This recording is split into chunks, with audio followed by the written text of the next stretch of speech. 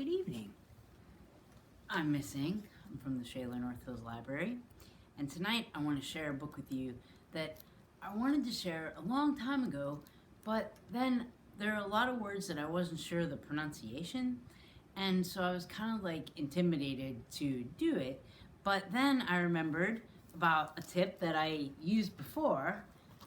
What you can do is, if you have a word that you're not sure how to pronounce it, you can find a reading of it someplace else. In fact, I'm going to put a link to a reading that is, oh no, that's right, it was something I had to pay for.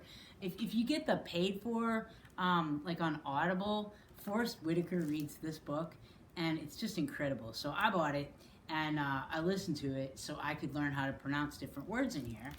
And so I could share it with you and pronounce them as correctly as I could. I have the little tabs here, and I did that in a different book before too. So that's why I have these little post-it note stickers on here to help me out, because I really wanted to share this book with you. This book is a beautiful book about a beautiful man and written and illustrated by just one of my most favorite author and illustrators. His name's Kadir Nelson, and this is called Nelson Mandela. And it is about a man who worked super hard and eventually became president of South Africa. And he worked really hard to help to eliminate this evil thing that was called apartheid.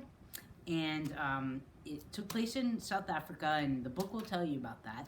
And I had the experience of spending time in South Africa in 1995 after apartheid had ended. But what I saw was still such horrible prejudice there. And so I'm sure it's very different now, but apartheid ended in 94. I was there in 95.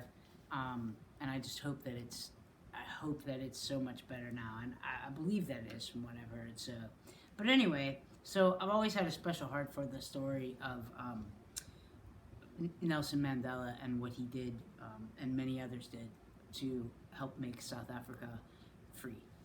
So, Nelson Mandela by Kadir Nelson. And I so wish that you could see the pictures. I hope when you request books or come into the library in the future, you can look at these amazing pictures.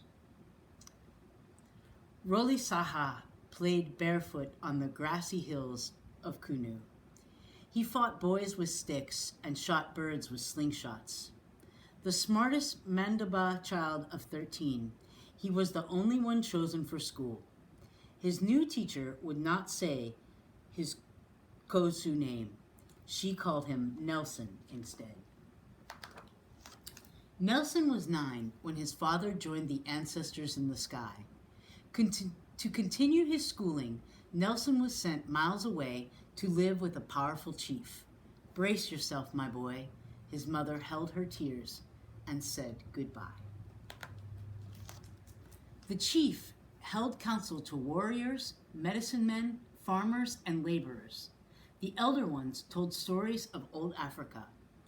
For centuries, Timbu, Pondo, Xhosa, and Zulu peoples lived in the mountains and valleys of South Africa. The land was bountiful, fertile, and rich. The people hunted, fished, and raised crops, living in relative peace. But they made war on European settlers who came in search of land and treasure. The settlers' weapons were stronger and breathed fire, and slowly the people were conquered. Their land was taken and their spirits dimmed, and South Africa belonged to Europe. The elders grew quiet, and Nelson felt sorry. Nelson grew into a young man and attended fine schools in the Golden City of Johannesburg, where Africans were poor and powerless. Nelson became a lawyer and defended those who could not defend themselves. The government grew harsh and created a cruel policy. It split the people in 3, African, Indian, and European. It was called apartheid. The people were set apart. European-only beaches, European-only parks, European-only theaters, and the people protested. Nelson organized rallies to fight apartheid. We must win back Africa, he told them. South Africa is for all South Africans. Mandela, they shouted. Owetu, they responded. Power to the people. And the people loved him. So the words, he would shout, Mandela, which means power, and then the people would respond, Owetu, which means to us. Speaking out was against the law, and Nelson was arrested and jailed for a fortnight with 100 men. They danced and sang, calling the ancestors to join the fight for freedom. Mandela, Owetu. The ancestors sent their daughter Winnie to stand next to Nelson. They found love and married and welcomed children into the world. They stood together and fought apartheid. The state vowed to put Nelson in jail, and he went underground. He wore different disguises and lived in the shadows. Empty flats, farmhouses, and bedrooms of friends became Nelson's home, while he organized more rallies and protests. The police put out a warrant for his arrest, but they could not find him. Nelson slipped across the border to visit free nations where Black Liberians, Ethiopians, and Moroccans freely conversed with white Europeans and brown Egyptians. They shook hands, a glimpse of freedom for life at home. Nelson returned to South Africa to cleanse his homeland of hate and discrimination. With a vision for peace and harmony, Nelson felt renewed and ready to fight for freedom. But on a drive to town, he was captured, arrested, and taken to jail. The people cried, "Free Mandela, free Mandela."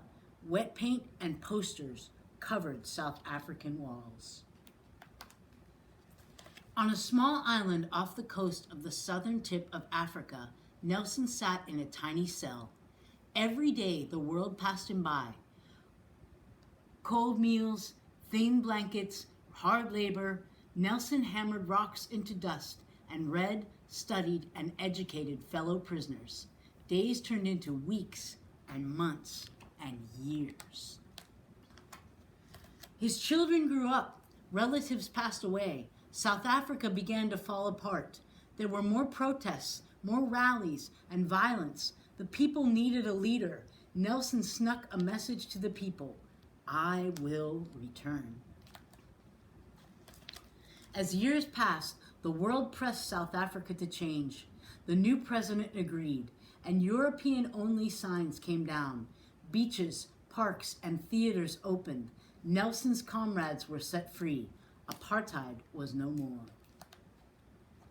Nelson was an old man. After 27.5 years, the prison gates opened, and Nelson was free at last. Thousands surrounded him, and Winnie hugged him. Nelson looked into the sky and smiled at the ancestors. Mandela, thank you. The sun sparkled in his gray and white hair. Nelson stood proudly with his wind at the back and spoke to a colorful sea of people. We must forget our terrible past and build a better future for South Africa.